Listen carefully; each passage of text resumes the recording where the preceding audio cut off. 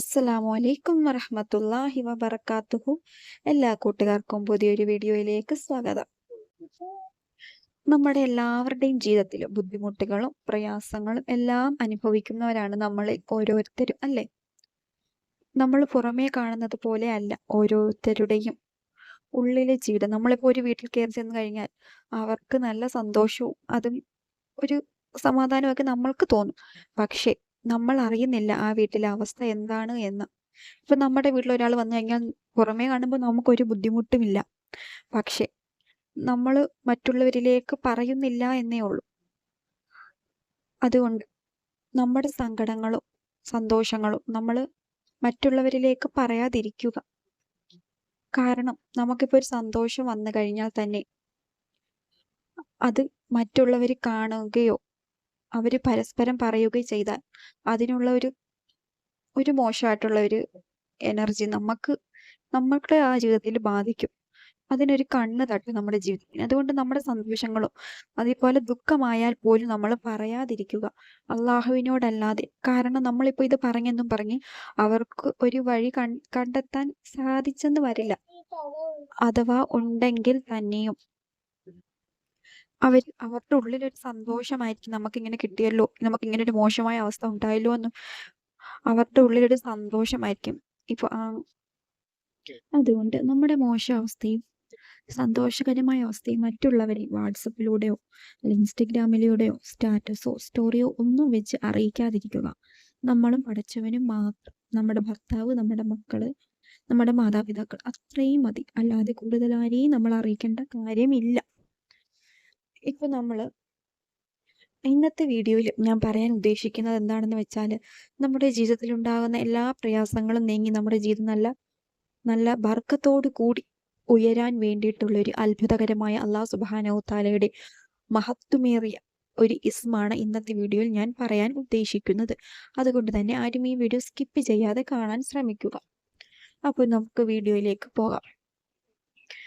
നമ്മൾ എന്താണ് ചെയ്യേണ്ടത് എന്ന് വെച്ചാൽ 1,20,000 ആണ് ഈ ഇസ്മ നമ്മൾ ചെല്ലേണ്ടത്.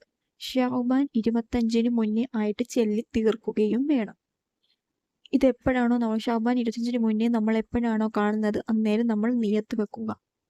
നിയത്ത് വെച്ചതിന് ശേഷം ഏതെങ്കിലും ഒരു നമസ്കാരത്തിന് ശേഷം ആരോടും മിണ്ടാതെ, തഹജ്ജുദ് നമസ്കാരവും സുബഹി ളുഹറും ഏത് നമസ്കാരവും ആയിക്കോട്ടെ, ആ നമസ്കാരത്തിന് ശേഷം 1,20,000 പ്രാവശ്യം ഈ ഇസ്മ ചൊല്ലുക. ആരോടും മിണ്ടാൻ പാടില്ല. ചൊല്ലിത്തീരുന്നിടം വരെ ആരോടും മിണ്ടാൻ പാടില്ല എന്നല്ല. ഇപ്പൊ നമുക്കൊരു 100 ചൊല്ലി, സുബൈക്ക് 100 ചൊല്ലിയെങ്കിലും ളുഹറിന് 100. ആ ചെല്ലുന്നതിന്റെ ഇടയ്ക്ക് നമ്മൾ 100 ചൊല്ലിത്തീരുന്നതിന്റെ ഇടയ്ക്ക് നമ്മൾ ആരോടും മിണ്ടാൻ പാടില്ല. നമസ്കാര ശേഷം ഒളുവോടുകൂടി തന്നെ ചെല്ലാൻ ശ്രമിക്കുക.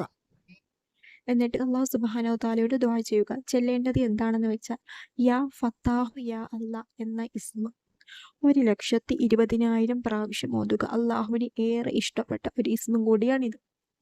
അത്രയ്ക്ക് മഹത്വമേറിയ ഒരു ഇസ്മാണ് യാ ഫത്താഹു യാ അല്ലാ എന്ന ഇസ്മ. ഈ ഇസ്മ 1,20,000 പ്രാവശ്യം ഏതെങ്കിലും ഒരു നമസ്കാരത്തിന് ശേഷം ഓതുക. അങ്ങനെ ഷഅബാൻ 25 മുന്നേ ആയിട്ട് 1,20,000 പൂർത്തിയാക്കുക.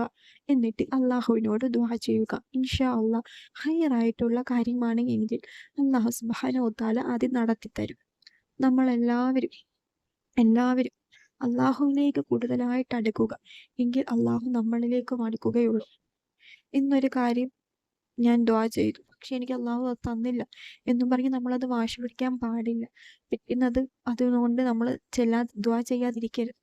നമുക്ക് കിട്ടുന്നിടം വരെ നമ്മൾ ദുആ ചെയ്തുകൊണ്ടേയിരിക്കുക. ദിക്റുകൾ ചൊല്ലുക, ഇസ്തിഗ്ഫാർ വർദ്ധിപ്പിക്കുക, നമസ്കാരങ്ങളൊന്നും കള ആക്കാതിരിക്കുക. ഇങ്ങനെയൊക്കെ നമ്മൾ അള്ളാഹുവിലേക്ക് കൂടുതൽ അടുക്കുക. ഖുർആൻ ഓതുക, തഹജ്ജുദ് നമസ്കരിക്കുക. ഇങ്ങനെയൊക്കെ നമ്മൾ അല്ലാഹു സുബ്ഹാനഹു തആലയിലേക്ക് കൂടുതലായിട്ട് അടുക്കുക. അപ്പോഴേക്കും നമ്മുടെ പകുതി ടെൻഷനും പ്രയാസങ്ങളും നീങ്ങിയിരിക്കും. ബാക്കിയുള്ളതൊക്കെ നമ്മൾ പോലും അറിയാതെ അതങ്ങ് നീങ്ങും. ഇൻഷാ അല്ലാഹ് നമ്മുടെ എല്ലാവരുടെയും വിജയത്തിലും ഹൈറും ബർക്കത്തും ഉണ്ടാകട്ടെ. ആമീൻ യാ റബ്ബൽ ആലമീൻ.